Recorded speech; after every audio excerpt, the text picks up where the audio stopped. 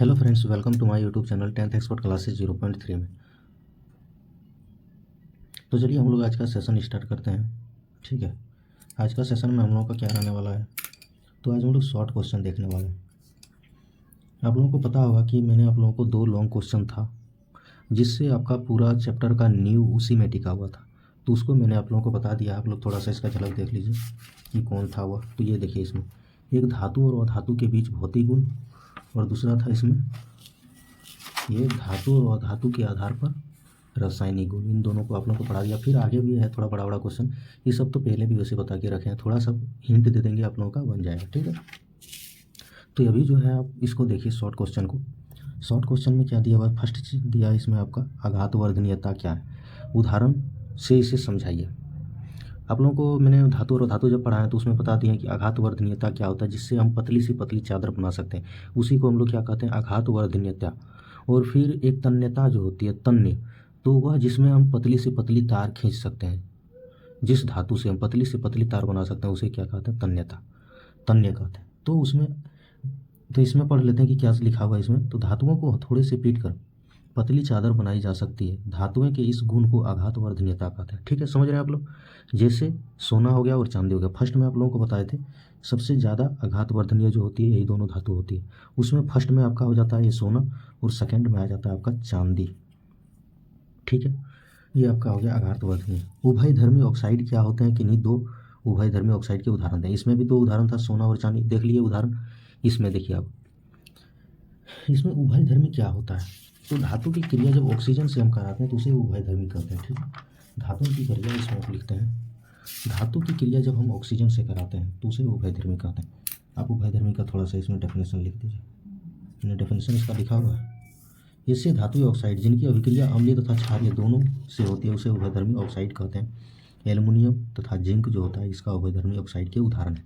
इसको आप थोड़ा सा और डिटेल में समझ लीजिए। ठीक है, जब भी कोई धातु की हम अभिक्रिया ऑक्सीजन के साथ कराते हैं, ठीक है, ऑक्सीजन में हमेशा 2 लिखा जाता है, हाइड्रोजन में भी 2 लिखा जाता है, इसको आप लोग याद रखना है। ठीक है, तो इसमें जब इसकी हम अभिक्रिया कराते हैं तो इससे हम लोग का कोई क्षारीय पदार्थ बनता है। क्या बनता है, बेस बनता है, तो बेस लिख देते हैं, क्षारीय क्षारीय क्षारीय पदार्थ बनता है। ठीक है, तो इसमें एक चीज़ और क्या होता है कि जब हम धातु की ऑक्सीजन के साथ अभिक्रिया करते हैं तो वह बेस बनता है, ये तो ठीक है, और ये क्षारीय का ऑक्साइड बनता है। बेस में क्या बनता है, क्षारीय ऑक्साइड, क्षारीय ऑक्साइड भी लिख दीजिए यहाँ आप, क्षारीय ऑक्साइड बनता है। तो इसमें ये धातु जो होता है, ये मेटल जो होता है, इसमें आपका ऑक्साइड के साथ अभिक्रिया करके क्षारीय बन गया, ये तो बात ठीक है। लेकिन इसमें अपवाद में जो होता है उसको देखिए आप, अपवाद में 2 होता है। ये आपका धातु में कोई भी आपका अम्ल हो सकता है या फिर क्षार्य हो सकता है। ठीक, इसमें आपका ये क्षारीय बन रहा है तो इसमें आपका कोई अम्ल होगा, ये आप यूं मान के चलिए। देखिए इसमें आप कैसे होगा, 2 आपका ऐसा एक धातु है जो एल्युमिनियम और जिंक है, जिसमें ये दोनों गुण होते हैं, जिसमें अम्लीय गुण और प्लस में क्षारीय गुण, ये दोनों गुण पाए जाते हैं। और ये दोनों गुण जिस धातु में पाया जाता है उसी धातु को हम लोग क्या बोलते हैं, उभयधर्मी बोलते हैं, उभयधर्मी। ठीक है, पेन खत्म हो गया। तो अब हम लोग इसमें देख लिए क्या कि ये उभयधर्मी में क्या होता है कि अम्ल और क्षार जो इसमें दोनों गुण पाए जाते हैं उसे हम लोग क्या कहते हैं, इसमें क्या होता है, ये दोनों गुण पाए जाते हैं, इसलिए इसमें ये क्या होता है, उभयधर्मी होगा। ठीक है, हम देख लिए, तो उभयधर्मी का हम लोगों को पता चल गया। ऐसे धातुई ऑक्साइड जिनकी प्रकृति अम्लीय तथा क्षारीय दोनों प्रकार की होती है उन्हें उभयधर्मी ऑक्साइड कहते हैं। जैसे एल्युमिनियम ऑक्साइड Al2O3 तथा जिंक ऑक्साइड ZnO उभयधर्मी ऑक्साइड के उदाहरण हैं। आप इसमें लिख सकते थे एल्युमिनियम और जिंक भी, जिससे जैसे एग्जांपल में एल्युमिनियम और जिंक, आप इतना नहीं लिख के डायरेक्ट लिख देते एल्युमिनियम का Al, जैसे यहाँ लिखे सोना और चांदी वैसे ही एल्युमिनियम लिख देते और जिंक लिख देते, ये आपका एग्जांपल में हो जाता। बाकी ये एल्युमिनियम ऑक्साइड कैसे बना है इसको आप लोगों को यदि पता करना होता आप लोग कैसे कीजिएगा। देखिए हम बहुत चीज़ बता के चले हैं आप लोगों को, ठीक है, तो ये सब आप लोगों को आना चाहिए कि एल्युमिनियम ऑक्साइड की बात करें तो ये एल्युमिनियम होता है, ये ऑक्साइड होता है। ऑक्साइड में जो वैलेंसी होता है 2, जिसकी वैलेंसी निकालते हैं 2 6 8, 2 इलेक्ट्रॉन लेता है तो इसमें -2 की ज्ञान करता है, ये तो -2 चार्ज बनता है। इसमें एल्युमिनियम में 3 को दान कर दिया जाता है, 2 8 10 और 3 13 3 होता है, तो ये Al2O3 इस तरह करके ये वाला बना है। ZnO भी इसी तरह बन रहा है, ठीक है। ये जिंक ऑक्साइड की है, तो इस क्योंकि इसमें जिंक का भी 2 होता है प्लस में और ये माइनस में होता है, दोनों जीरो हो जाता है, इसलिए ZnO हो जाता है। इस तरह करके दोनों उभयधर्मी ऑक्साइड है, इसको आप लोगों को याद रखना है। अब रही बात इसमें सोडियम धातु को मिट्टी के तेल में डुबोकर क्यों रखा जाता है। एक अच्छा क्वेश्चन है आप लोगों का, सबका फेवरेट होता है, ये एग्जाम में भी बहुत बार इसको पूछा गया है, ठीक है। तो इसको आप लोग ठीक से देखिए क्या है। सोडियम के धातु जो होते हैं बहुत ही अभिक्रियाशील धातु होते हैं। देखिए आप लोगों का जो बुक में है उसमें एक चार्ट बना के दिया हुआ है, उसमें आप लोग उस चार्ट को देखिएगा, उसमें सबसे अधिक अभिक्रियाशील से सोडियम, मैग्नीशियम, एल्यूमिनियम, इस तरह करके आप लोगों का जो है कॉपर, जिंक लास्ट में इस तरह करके दिया हुआ है टोटल। उसमें सबसे अधिक अभिक्रियाशील ऊपर में है, मध्य अभिक्रियाशील बीच में है और सबसे कम अभिक्रियाशील वाला धातु सब उसमें लिखा हुआ है। तो उसको आप लोग कॉपी में, किताब में एक बार देख लीजिएगा, ठीक है। सोडियम अभिक्रियाशील धातु है। सोडियम और पोटेशियम जो होता है बहुत ही अभिक्रियाशील धातु होता है। यह हवा में स्वतः जलने लगती है और सोडियम ऑक्साइड का निर्माण करती है, इसलिए इन्हें सुरक्षित रखने के लिए आकस्मिक आग को रोकने के लिए मिट्टी के तेल में डुबोकर रखा जाता है। अब इसमें आप देखिए सोडियम के बारे में। सोडियम और पोटासियम जो होता है एक जादू है, इसमें क्या बताएं उसमें आप। सबसे पहले ये जो होता है धातु, सोडियम और पोटासियम जो है एक धातु है, पोटासियम का क्या होता है, ठीक है। सोडियम और पोटासियम एक धातु है, लेकिन यदि बोला जाए आपको सबसे मुलायम धातु कौन सी है, तो उसमें भी आपका सोडियम और पोटासियम होगा। यदि बोला जाए कि खुला छोड़ने पर कौन आग पकड़ लेती है, तो वही सोडियम है। इसको आप खुला छोड़ दीजिए, हवा में खुला छोड़ दीजिए, हवा में यदि आप इसको खुला छोड़ देते हैं, छोड़ने पर यह आग पकड़ लेती है, ठीक है। हवा में इसको आप खुला छोड़ दीजिए, आलो मतलब ये जो धातु है, मेटल है, इसको जब आप ऑक्सीजन के साथ अभिक्रिया कराते हैं, ठीक है, जब आप इसको ऑक्सीजन की अभिक्रिया कराते हैं तो ये दहन होता है, जलने लगता है। आप इसको इस तरह सोच देख सकते हैं कि इसमें ये जलने जो लगता है, ठीक है, ये आग पकड़ लेती है। वो O2 से साथ जब अभिक्रिया कराती है, इसको दहन कहा जाता है, इसमें दहन लिख दिया। इसमें ये क्या होता है, जो धातु बनेगा आपका वो धातु ही ऑक्साइड बनेगा, धातु का जो बनेगा वो ऑक्साइड बनेगा। इसी को, इस अभिक्रिया को क्या कहा जाता है, दहन कहा जाता है। आपका बुक में शायद आगे में चर्चा होगा कि धातु, दो मुलायम धातु कौन सी है, तो सोडियम और पोटासियम। उसको खुला छोड़ने पर कौन आग पकड़ लेती है, सोडियम और पोटासियम। लेकिन सोडियम को मेन रूप से देखा गया है, आप इसको तो जरूर याद रखिएगा, ठीक है। पोटासियम आपके बुक में इस तरह नहीं यूज किया गया है कि इसमें भी आग पकड़ती है, सोडियम को अधिक मान्यता दिया है, इसलिए उसको आप याद रखिए। उसके बाद सोडियम को जब हम ऑक्सीजन के साथ अभिक्रिया कराते हैं तो ये धातु ही ऑक्साइड बनाता है, और इसी को जब कोई चीज़ हवा में जलने लगे तो उसी को बोला जाता है दहन। हवा में जो जले उसी को दहन बोला जाता है, ठीक है। तो आप लोगों को दहन भी समझ में आ गया। तो आप इसको इस तरह करके आप सुरक्षित, इसीलिए इसको जो है मिट्टी के तेल में डुबो कर रखा जाता है, ठीक है। आपको समझ में आ गया। और स्वतः जो होता है, स्वतः का मतलब इसमें खुद जलने लगता है। यदि हम इसको हवा की उपस्थिति में छोड़ देते हैं तो ये आग पकड़ लेती है, इसलिए इसे सुरक्षित रखने के लिए इसे मिट्टी के तेल में डुबो कर रखा जाता है। इस तरह करके आप थोड़ा शॉर्ट भाषा में अपने लैंग्वेज में लिख लीजिएगा, ठीक है।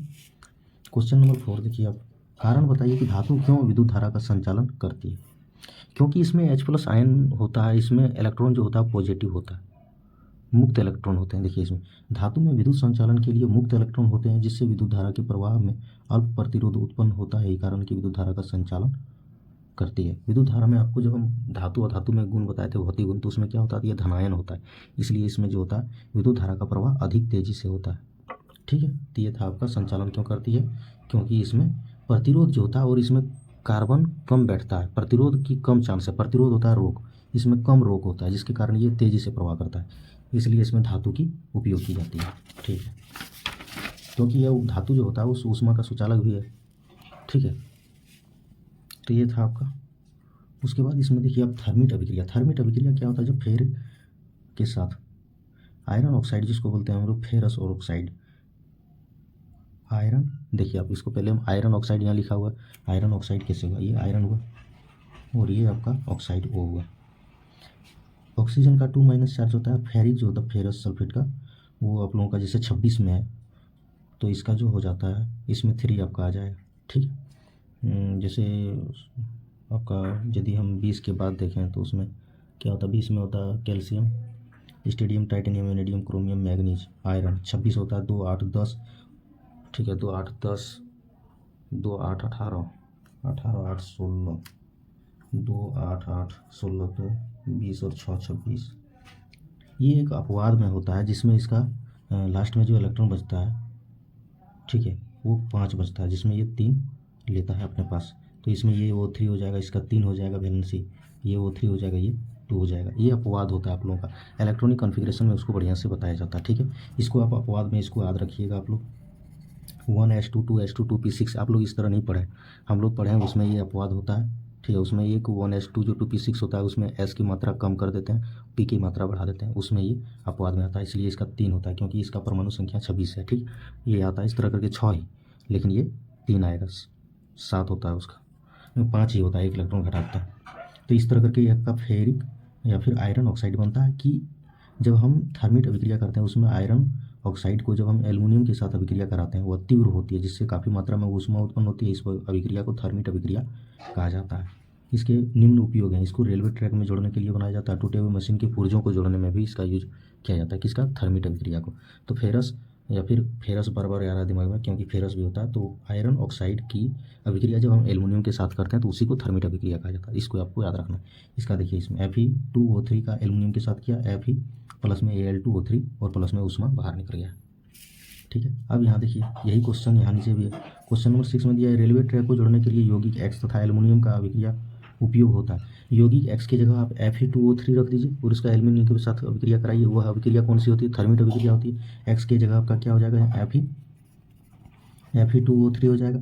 X की जगह आपका यहाँ क्या हो गया, Fe2O3, और अभिक्रिया का नाम क्या है, तो थर्मिट अभिक्रिया है, क्या है, थर्मिट अभिक्रिया है, ठीक है। इसको आपको याद रखना है, एल्युमिनियम जहाँ दे वहाँ आपको ये वाला याद रखना है, तब जाके आपका बनेगा। इसका रासायनिक समीकरण लिखिए, ठीक है। तो इसका रासायनिक समीकरण आप यही वाला हो जाएगा, ये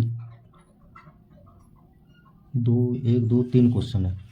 एक्स की जगह फेरिस ऑक्साइड लिख दिए और अभिक्रिया का नाम थर्मिट अभिक्रिया दे दिए। इसका रासायनिक समीकरण लिखिए, समीकरण आप यहाँ इसमें बना दिए हैं। इसमें Fe2O3 एल्युमिनियम Fe Al2O3 और ऊष्मा बाहर निकलता है, इसको आप देख लीजिएगा, ठीक।